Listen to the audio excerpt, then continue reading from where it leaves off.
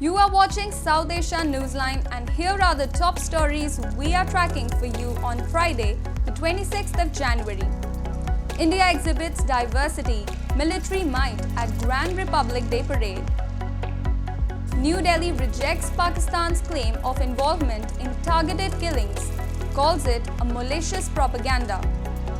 And US expressed concern over Sri Lanka's controversial internet regulation law.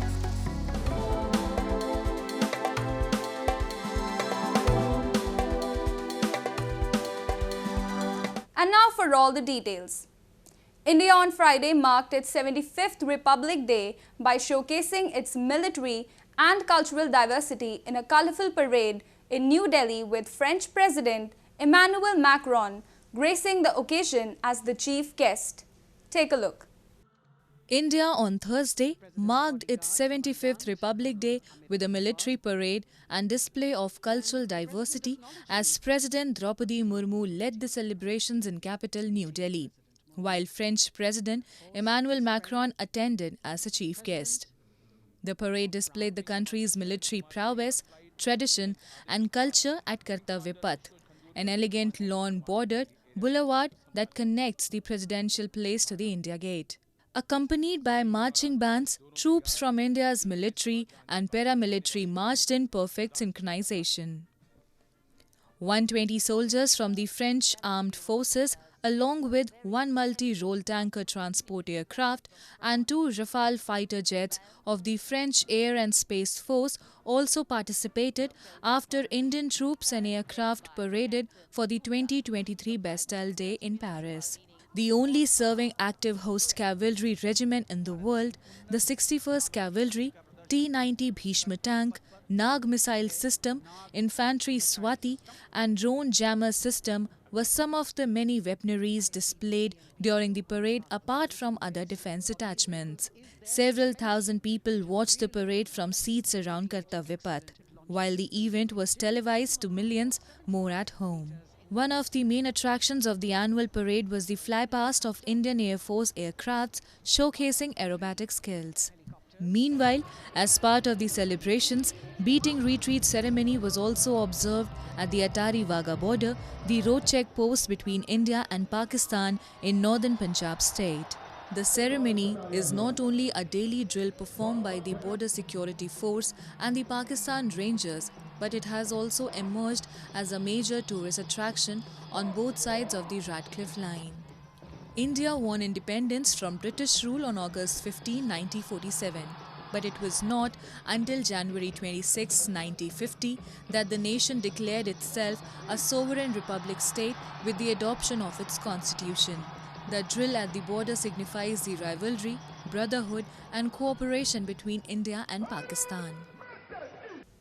The giant fog layer over North India, which has persisted for over a month now, has left people's bodies numb. People in Lucknow city on Friday were seen sitting around fire to cope with the cold weather. Residents complained that thick fog has hindered their morning commutes and disrupted their travel plans. Poor visibility has also caused widespread chaos this week, with several trains out of New Delhi delayed or cancelled. The Indian Meteorological Department has forecast dense to very dense fog to continue in the upcoming days, with minimum temperatures ranging between 3 and 5 degrees Celsius in some areas of northern India. बहुत ठंड है भैया, गाड़ी चलाने में बहुत परेशानी हो रही है। इतना धुंध छाया हुआ है रोड में कि कुछ दिखाई नहीं पड़ रहा है। Soon after Pakistan said that it had credible evidence linking Indian agents to the killings of two Pakistani citizens on Pakistani soil, New Delhi on Thursday strongly rejected the claims and called it a false and malicious anti-India propaganda. Pakistan's allegations came months after both Canada and the US separately accused Indian agents of being linked to assassination attempts on their soil. India's External Affairs Ministry said Pakistan has long been known worldwide as the epicenter of terrorism, organized crime and illegal transnational activities. India has long blamed Pakistan helps terrorists mount attacks on Indian soil, a charge Islamabad denies.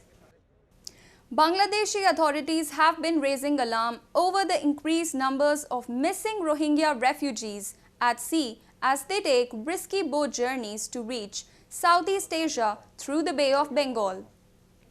Bangladesh hosts more than 1.2 million Rohingya Muslims who, over decades, escaped death and persecution in neighboring Myanmar, especially during a military crackdown in 2017. Most of them live in Cox's Bazar district, which, with the arrival of the Rohingya, became the world's largest refugee settlement. Humanitarian conditions in Cox's Bazar refugee camps have been deteriorating for years, and last month, Bangladeshi authorities warned that they were reaching crisis levels amid a sharp decline in global aid for the oppressed, stateless minority. Despite awareness campaigns about the dangers of sea journeys and anti-human trafficking efforts, Rohingya in Bangladesh are losing hope in returning to their homes in Myanmar. The United States on Thursday expressed concerns over Sri Lanka's online regulation bill, a day after it passed overwhelmingly in Parliament over protests by the media, opposition and rights activists. The online safety bill allows the government to set up a commission with a wide range of powers, including ordering people and internet service providers to remove online posts deemed prohibited statements. It can also legally pursue people who publish such posts. Washington has urged Sri Lanka to prioritize transparency and ensure any legislation does not stifle the voices of its people. The government said the legislation addresses problems related to online fraud. Sri Lanka is struggling to emerge from its worst economic crisis, which hit the island nation 2 years ago. The country declared bankruptcy in 2022 with more than $83 billion in debt, more than half of it owed to foreign creditors. Amid Russia-Ukraine war, Nepal on Thursday called back hundreds of its nationals back to the country who were recruited by Russia in its army and also demanded the repatriation of the bodies of those who were killed during the war.